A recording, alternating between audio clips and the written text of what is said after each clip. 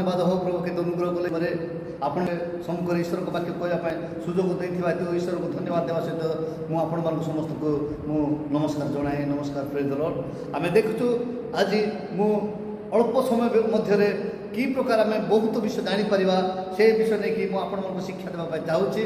से शिक्षा होची जे 10टी प्रश्नर उत्तर आम देखुचु जे किए गछ तले बसी प्रार्थना करने को आरंभ करते। आमर बाइबल से जीशु को जगह लिखाई से आम देखा जे आदि 21 अध्याय 33 पदरे आदि पुस्तक 21 अध्याय 33 पदरे अनंतर अब्राहम से बेरेसे बा निकटरे झाऊ वृक्ष रोपण करी सही स्थान रे अनादि अनंत परमेश्वर सदाप्रभु को नाम रे प्रार्थना कले। से प्रथमे निजे माने वृक्ष को रोपण कले एवं से वृक्ष तले बसी से प्रभु को सेवा आराधना करने को आरंभ करते।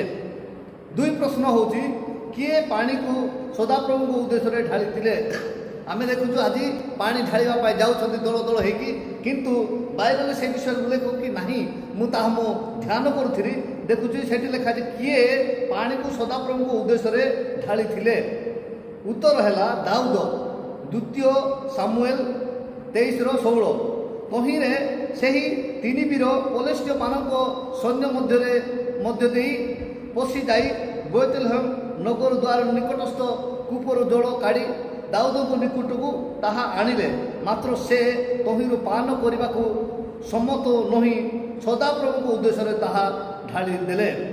यहाँ हूँ पानी एवं आम देखु किए पित्तल सर्प निर्माण करते। पित्तल सर्प किए निर्माण करते आउ पित्तल सर्प आम देखुचु जे मौसा से पित्तल सर्प निर्माण करते गणना 21:9 तो मौसा पित्तलर एक सर्प निर्माण करी पताका दंड उपर रखिले तहिरे सर्प कौन से मनुष्य को ध्वंस न कले से पित्तल सर्प प्रति दृष्टिपात करते बंचिला। आईटी गोटे मु माने देखुची जे पित्तल सर्प विषय नहीं कि जीशु कौन कहले पित्तल सर्प नहीं कि जीशु कौन कहले आम से समीक्षा करवा चिंता करवा जे जीशु निजे कहते से दिन जे पित्तल सर्प को देखिकी लोक मैंने कौन कले बंची थे ठीक से प्रकार मत देखिले से तो शारीरिक बंची थे किंतु मत देखिले से कौन लोक मैंने आत्मिक बंचे से विषय से कहते।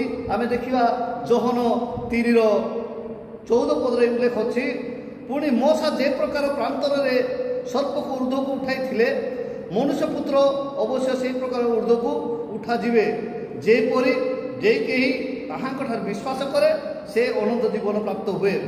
आम देखुचु प्रथम ये लेखा माने जीशु निजे कहते मुख फिटाई से मौसा को विषय नहीं कि से उपस्थापन करते मौसा कौन कले पित्तल सर्प निर्माण करके से खाली साप कामुड़ा लोक मान भल होगापाई से रखिदे परमेश्वर से विषय आदेश करते किंतु से निजे जीशु प्रथम लोक मान कहते से पुणी आम देखुचु जोहन 3:14 और 15 पदरे जे एवं 14 और 15 पुणी मौसा जे प्रकार प्रांतर सर्प को ऊर्ध्व को उठाई मनुष्य पुत्र अवश्य से प्रकार ऊर्ध्व को उठाଯିवे जेपरी जे कि ताहां विश्वास करे से अनंत जीवन प्राप्त हुए। अनंत जीवन पाइबा हेले आम कौन कर पड़ो जे माने जो ताहा को देखा ताकू दृष्टिपात करा तेणु आम ये मेसेज नुहे मुझे 3टी प्रश्न कही एवं अन्य प्रश्न उत्तर आम देखा जे किए पत्थर को स्तंभ रूप स्थापन करी परमेश्वर को स्मरण कर आराधना करुले। आम उत्तर होची जे जाकुब माने जिते जाऊे पिता घर से गोटे जगह शुई से विषय में लिखाई आदि पुस्तक 28:18-22 रे आउ से माने से माने स्तंभ माने जाकुब प्रस्तर को स्तंभ रूप स्थापन करी ईश्वर को प्रशंसा करुले। आदि 31:44 और 45 से विषय लिखाई। आम देखा एथर आउ गोटे देखा जे 5 प्रश्न नंबर हूँ 5 ठाकुर मानक किए निर्माण करते। ठाकुर मानक ठाकुर शब्द बाइबल अच्छी कि नहीं अनेक लोक मैंने ठाकुर शब्द नहीं बोली भावुवे किंतु ठाकुर मानक किए माने निर्माण करते उत्तर होची लाबान। लाबान आदि पुस्तक 31 अध्याय 19 पद लिखाई। आदि पुस्तक 29 16-17 उल्लेख अच्छी एवं अन्य विचारकर्ता 17:5 अच्छी, जिखर्य 10:2 अच्छी एवं प्रथम सामुएल 15:23 अच्छी। से आम ठाकुर मान प्रथम किए निर्माण करते लाबान करते जो जी कि जाकुबर शशुर आदि 31:19 एवं मंदिर कहीं निर्माण करा 7 नंबर प्रश्न होची मंदिर कहीं निर्माण करा आगरे पुरातन नियम थिला जेरुसालेम मंदिर एवं से जेरुसालेम मंदिर माने एबे जीशु ख्रीष्ट बा करंती मंडल प्रेरित पाउल लिखुछंती से मंदिर तुम्बे माने जो विश्वासी मान को कहले किंतु आगर थिला मंदिर एवं मंदिर कहीं निर्माण करा जाउथिला। आ से उत्तर होची द्वितीय सामुएल 2:6 रे उत्तर अछि। द्वितीय वंशावली 2:6 रे अछि। द्वितीय वंशावली 2:6 रे केवल ताहां सम्मुख में धूप जलाइबा पाई ताहा करिबी माने परमेश्वर निकट धूप जलाइबा सेटा करा जाउथिला। सेतिपाई से आमे देखुछु आजिकल जुगर में पुरोहित माने धूप नेकी जानती सेटे धूप दियंती। सेतिपाई द्वितीय वंशावली 2:4 मध्ये से विषय लेखा अछि। आ 8 नंबर आम प्रश्न उत्तर आम देखुछु बा प्रश्न देखिबा बाछुरी को किए निर्माण करथिले। बाछुरी माने गाय बड़द को किए निर्माण करथिले। आम उत्तर होची हारण से निर्माण करथिले। यात्रा पुस्तक 32:4 से सुवर्ण माने बाछुरी निर्माण कले से सुनार बाछुरी निर्माण करथिले। आम प्रश्न नंबर होची 9 आ किए गोवंश निर्माण कराई थिले आ गाय को किए आ निर्माण करथिले। उत्तर होची जारबियम यात्रा प्रथम राजावली जारबियम राजा प्रथम राजावली 12:26-29 से विषय लिखाई। एवं किए फल को फलमूल को लेकिन उत्सर्ग करथिले। आजिकल माने मंदिर गुड़ाक सब फलमूल लेकिन जाती सेटा होची किए प्रथम माने आम देखुचु जे प्रथम आदम हवा आसिले पृथ्वी रे आदम हवा प्रथम पुत्र होते कईन हेबल एवं कईन हेबल भितर कईन से कौन करते प्रथम फलमूल नहीं उत्सर्ग करते। आदि 4:2-4 से विषय उल्लेख लिखाई। आदि 5 नैवेद्य को माने परमेश्वर कौन कले आदि पुस्तक 4:5 नैवेद्य को अग्राह कले प्रभु ग्रहण करे नहीं।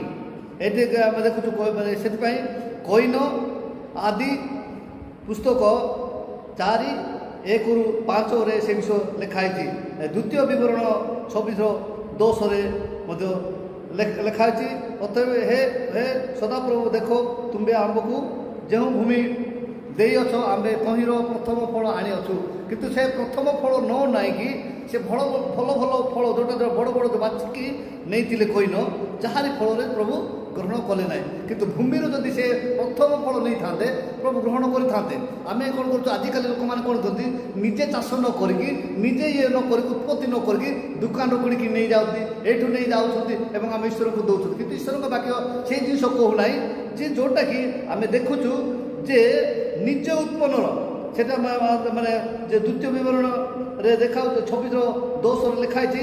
आम एबे हे सदाप्रभु देख तुम्बे आमको जेहू भूमि देइछ आंबे तहिर प्रथम फल आनी माने भूमि जोटा फल माने भूमि में चाष करने से प्रथम फल जदि नहीं प्रभु को दि जाए प्रभु ग्रहण करती किंतु आम मन चिंता भावना ना मु बगीचा करी बड़ बड़ जिन बड़ बड़ तुलिकी नेबी यही जिन जब नेबा कि कौन कर परस खुशी हे से भाविकी जदि नेबा ताहेले सेटा प्रभु ग्रहण करेंगे ना किंतु मेस आम देखुचु जे 10 नंबर आमर माने 10 नंबर देखुचु किए मेष आनी उत्सर्ग करथिले एवं मु क्षेत्र कहूली जे कईन हेबल होती आदमकर प्रथम माने 2टी संतान से माने कईनर प्रभु ग्रहण कले ना से नैवेद्य को अग्राह्य कले।